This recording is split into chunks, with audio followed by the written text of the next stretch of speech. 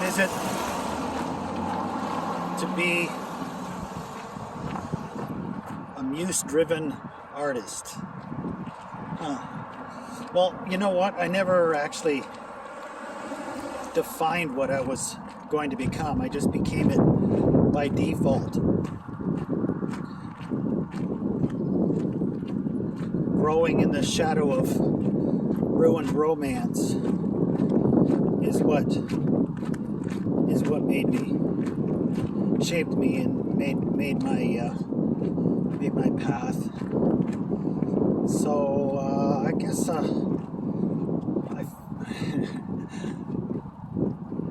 something about romance has always been. I was called to it at a very early age. I think I was in grade 1 the first time I fell in love. I think it was the first day of class in grade 1, and there was Maureen, this cute little blue-eyed, freckled English girl who was sitting on her desk, and all the boys were gathered around her, and she was eating orange peels to impress the boys. And when I saw her, I was smitten just like that. Boom, fell in love. Love at first sight. It was strong. It was absolute, complete. Probably the first moment in my life that I had good feelings. And it was fun, you know. She used to chase me around at recess and try to kiss me.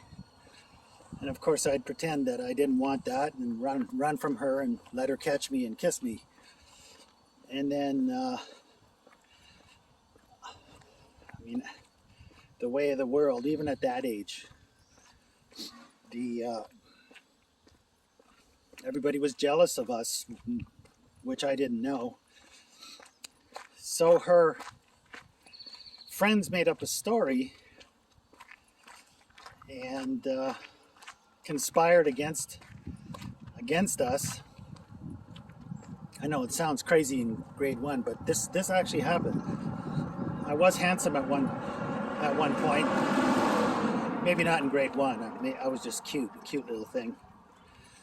And they told her that I was necking with Rachel, and I remember coming to school Monday morning. She was sitting on a stair, and these girls were standing over her. She was crying, and these girls were standing over her, laughing at her. And I was mortified. I was like, "What's wrong, Maureen? What's wrong?" And they turned on me and they said, "You were necking with Rachel." I didn't even know what necking was, but I knew it must be bad based on what was going on. Anyway, I was just destroyed. Now, Maureen and I had this place where we would meet when we weren't in school. There was this playground. It was actually quite far from where I lived. Back in those days, kids just wandered off. Your parents would boot you out of the house and say, "Don't come back. I don't want to see you until supper time." So, we were free to roam. So anyway, after this event, I don't know how much time had passed. I went to the playground to meet her, and I was sitting on a swing with my brother, I think. We were sitting, and lo and behold, Maureen comes and with a friend, and she's sitting on the merry-go-round. And I'm like, oh, my heart was just swelling with hope. And, I didn't know what to do. I was waiting, trying to figure something out. And then Maureen picked up stones and threw them at me. And that was the last time. It's the last memory I have of her. Now that kind of sets the tone for my journey. And that has been the central metaphor, central journey of my life, the central searching of my life, that truth has used, that love has used, and God is love, that love has used to drive me forward in my life. It's given me my art. It's given me my glory, and it's also given me my ruin. So fast forward to I guess, I don't know how old I was. I kind of went, I don't remember. All those years are pretty much lost to me in amnesia.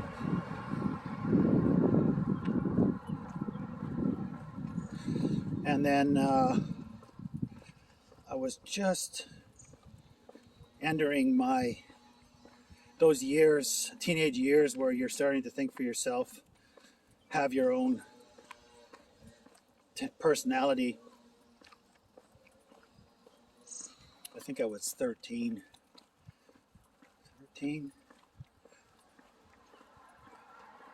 or 14. And, hanging out with, doing whatever was being done by the people I was hanging out with.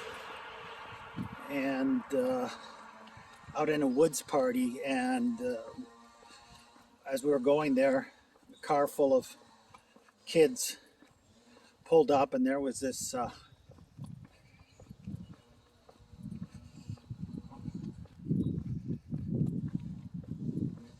what was her name now? Jeez, I can't even think of her name.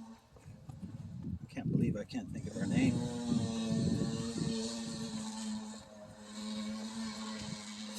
Wow, I've actually forgotten her name. Huh. Well, that's because I've had so many, I guess. But anyway, what was her name? Kim.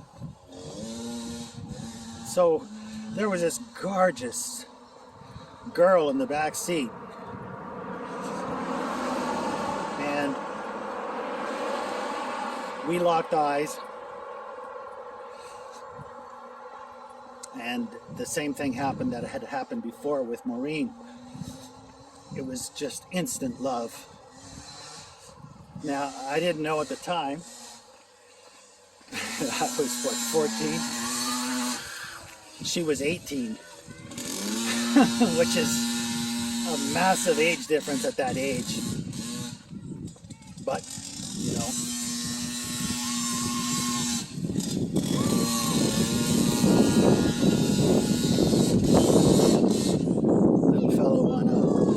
little fellow on a mini bike. Anyway, I don't know how we got to know each other. I think it was just because of the attraction. We both felt it, I think. So during this time at home, my parents had recently converted to evangelical Protestantism, and they were really intense about it.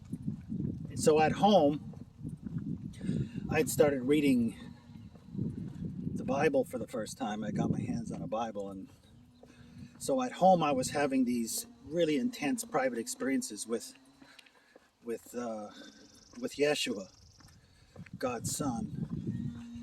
But it was between me and him, private. And in my public life, my school life, I was trying to develop, pursue a romantic relationship with Kim. But of course, Kim was 18 and I was 14, and So while her and I would hang out at her home, she was also interested in boys her own age. And so, I was trying to be all macho and brave and everything, and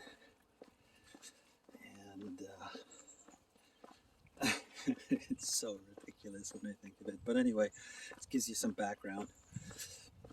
So this was creating a crisis in me because I knew she was seeing an older boy, and I was just racked with pain and desire and all these new feelings. I had nobody to talk to, no one to get help or anything like that. I was on my own. So this relationship, this romantic need, was creating all kinds of inner pressure. I needed help, and so that drove me deeper into reading the Bible, asking Jesus for help,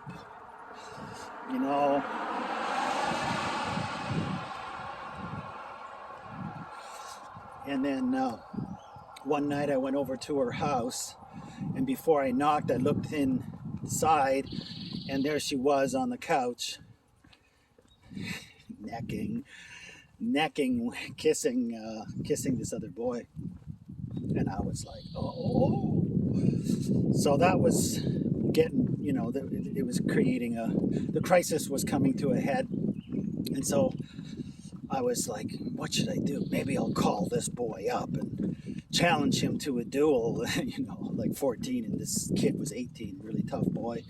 That would have been interesting.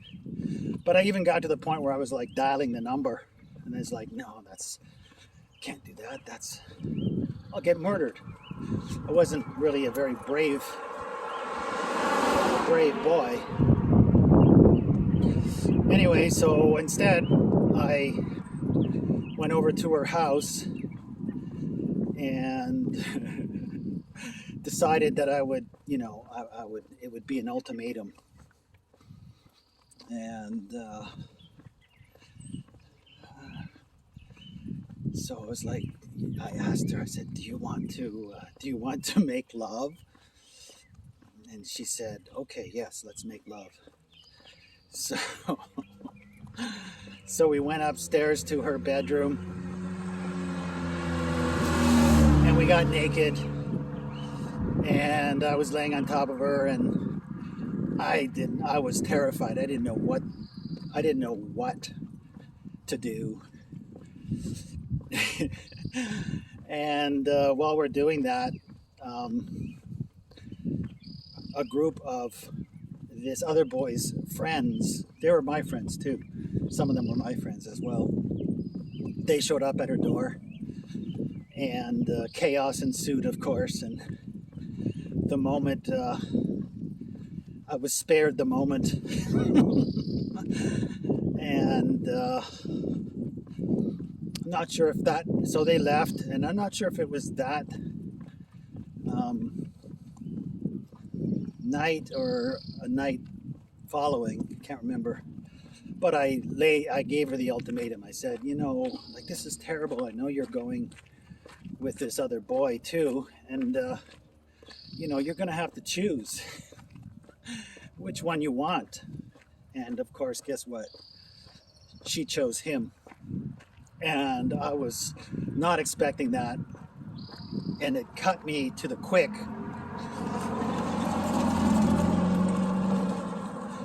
And it must have been that. I'm not sure. So I flew down the stairs, and was so hurt that I put my hand through a plate glass door, and cut my hand up and severed an artery, and not a big artery, a little artery, and I still have the scars, but had to go to a hospital and get stitched up. And that was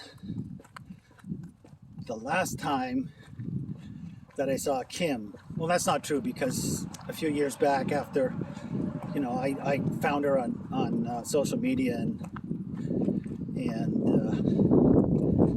said hi, and we had a brief casual acquaintance where we talked these things out and laughed about it. And I met her once when I went back home, and that was that. There was no.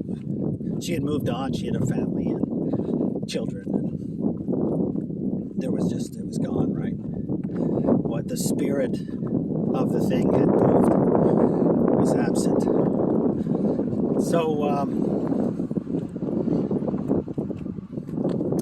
but that crisis, I remember walking home and praying to Yeshua and saying, why don't you answer prayers? What is going on? Why? I mean, my prayer is, why is my prayer not being answered? And I remember that this is the first vision that I had, and the vision was of Yeshua, Jesus, and me holding one of his hands, and Kim holding his other hand, sort of like a promise of his that he would fulfill Saul. And that's been the driving vision of my life. And of course, after that,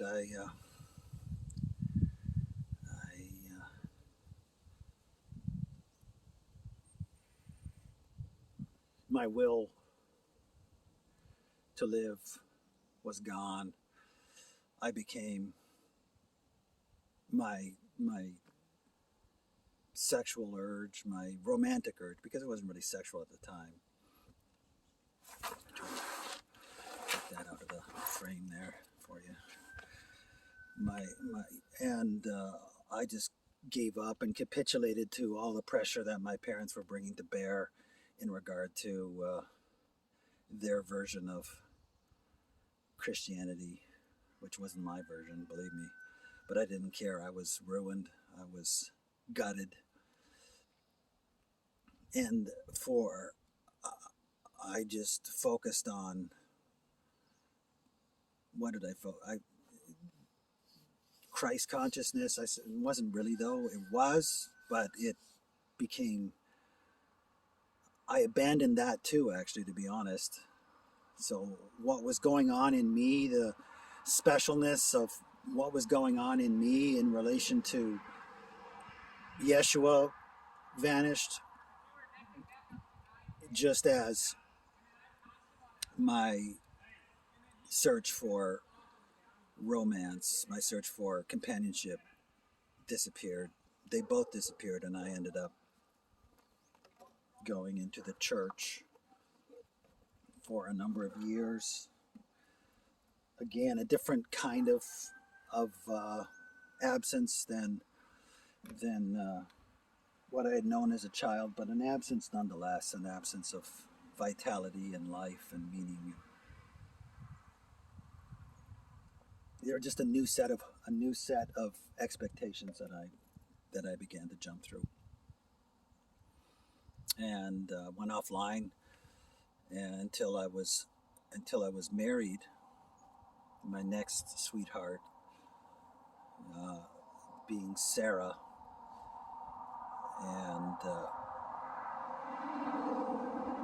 that's another story. But the pattern was established very early on in my life, and of course the complete and utter lack of knowledge and understanding, no ability to inquire from inquire about life matters from any adult whatsoever. My parents, especially, completely void of knowledge, of interest there was no one I could turn to and seek help from. But that was the pattern. That was the pattern. So from the very beginning, I've been called to explore romance as the main metaphor uh,